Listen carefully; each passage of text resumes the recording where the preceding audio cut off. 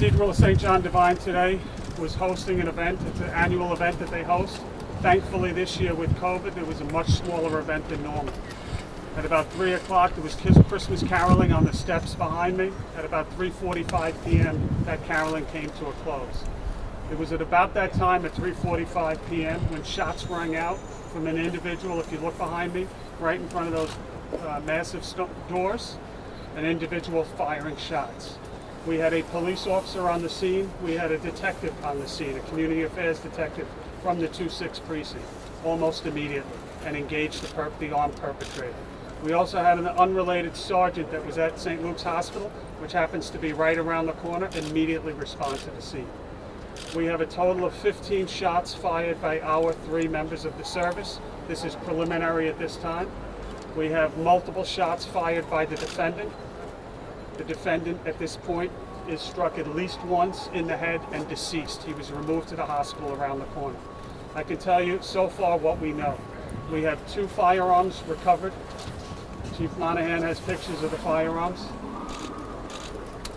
Again, we do not have a count on how many rounds were fired. They are both semi-automatic firearms and awaiting crime scene to process.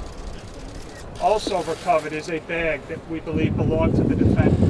Inside this bag was a full can of gasoline, rope, wire, multiple knives, a Bible, and tape. I think we can all surmise the ill intentions of the proceeds of this bag.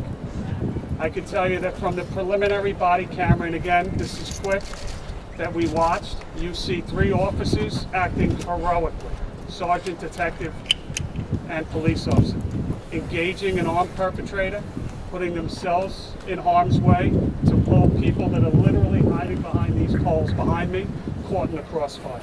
So it is by the grace of God today that we don't have anyone struck. With that, I'll open it up for extremely brief questions. Motive? Unknown at this time. Obviously, we have a tentative ID, and I'm joined here on my left by Deputy Commissioner Miller.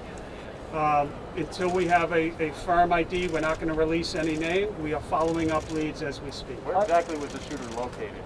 If you look behind me to the 2 round doors with the 2 reefs, you cannot see it from here, but there is a circular marble that goes vertically. He was standing behind that and using that as cover. I heard he was asking officers to shoot him. Is that true?